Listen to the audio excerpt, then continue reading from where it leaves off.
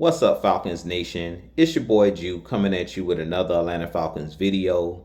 As always, Falcons Nation, rise up.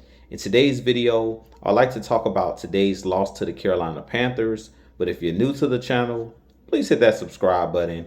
Hit that notification bell so you know when I've done Atlanta Falcons content or NFL content. If you'd like to follow your boy on Twitter and Instagram, you can follow me at Jew Talk Sports.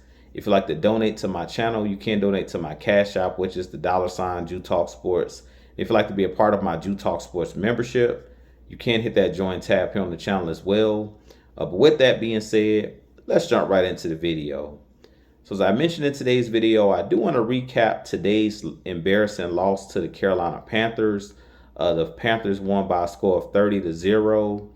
And the first thing that I'm going to say about this Atlanta Falcons team is we must find an identity. This Atlanta Falcons team, if we don't find an identity, we're going to continue to struggle to win games. We're going to continue to see inconsistencies, out of this team. And I really feel like in this game, the Atlanta Falcons coaching staff didn't put these players in positions to succeed. And I really feel like we were severely outcoached in this game. I don't know if we were riding high off of the Sunday night win over the Minnesota Vikings, but whatever the reason was, this Atlanta Falcons team, Raheem Morris, Zach Robinson, these guys continue to be hard-headed and bullheaded. When I talk about, finding an identity, running the football, doing the things that work, you literally just went out there and dominated the Minnesota Vikings last week on Sunday Night Football, controlled the trenches, left the game with 6 sacks in that game. And then this week, it's like you forgot your identity. You forgot what you just did a week ago. To me, the blueprint for this Atlanta Falcons team to have a successful season is going to be to run the ball, control the trenches, attack the quarterback, attack the line of scrimmage on the defensive side of the ball. And the calling card is going to be to create turnovers. In this game, we did not do a good job on all 3 phases. The defense didn't play too bad in today's game. They did the best they could, but the offense pretty much didn't do anything all day. Parker Romo missed 2 field goals. Bradley Pinion struggled with punting the football and things of that nature. And we really did a poor job of the field position battle as well. Carolina won the field position battle due to the poor kicking game of Parker Romo, him missing those field goals, putting them on short fields. The interceptions in today's game, pick 6 that they took back to the house, another interception on 4th down. It was just a terrible game altogether when I look at this game. But your bread and butter for this Atlanta Falcons team is the running backs. Bijan Robinson is the best player on this Atlanta Falcons roster, point blank in the period. Tyler Algier, those guys, that 2-headed monster and that offensive line is going to have to be the focal point of the offense. Michael Penix Jr. is a first-year starter, and I talked about this heading into this season, that Michael Penix Jr. is a guy that can have success throwing the ball, but his strength is throwing the ball down the field, and that's not what we saw today. All of the passes that we threw today were short passes, intermediate passes, no passes going 20-plus yards down the field. And I really feel like that's a mistake as well by Zach Robinson and this offensive coaching staff, not allowing Michael Penix to throw the ball down the field, which he does really well. We saw him do that on the collegiate ranks. We saw him do that last season in the last 3 games of last season when they allowed him to throw the ball down the field. He's one of the most accurate quarterbacks throwing the ball down the field, and he throws a really tight spiral and a beautiful deep ball. So I really feel like that's one of the things that we need to see a lot more of, is allowing him to throw the ball down the field to stretch out the defense. You have a guy in Darnell Mooney who can do those double moves, and being that all of these teams are sitting on these short routes, when he threw that interception in the flats to Bijan Robinson, pretty much it was a telegraph type play. We had been running that play multiple times in this game, and we have done that this similar play playing out of the pistol. We've thrown the ball in the flats a whole lot this season, and teams watch film.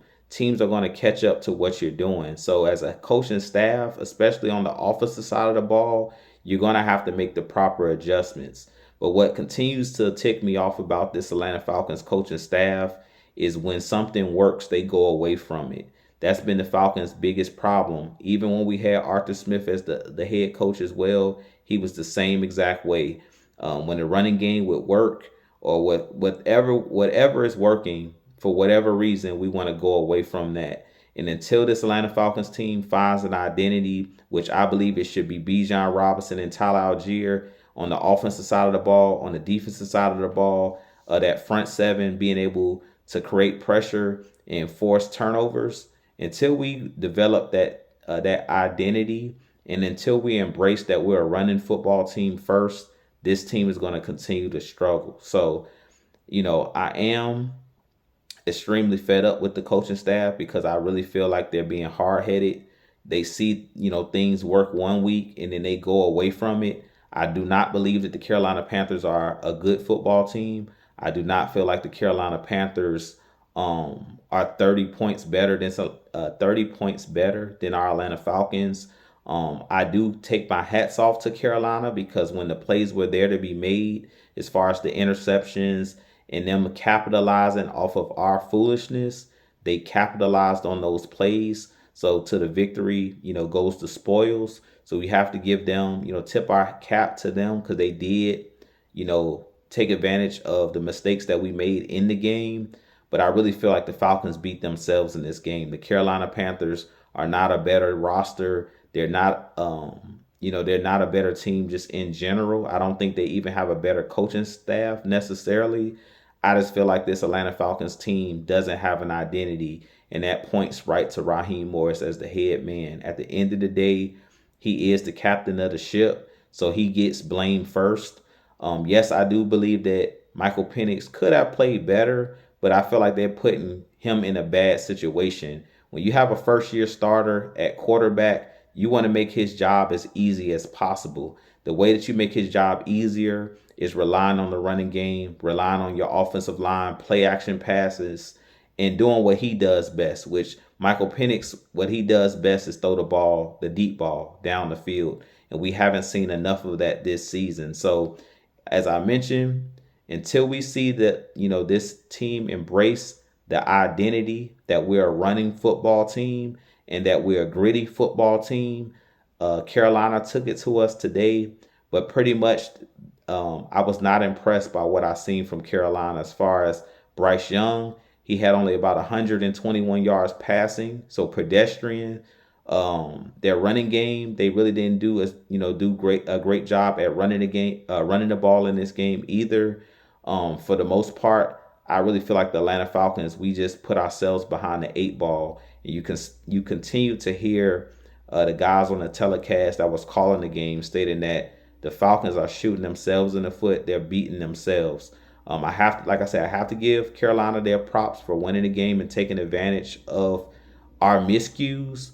But majority of this game goes back to coaching. It goes back to, not using common sense at the end of the day.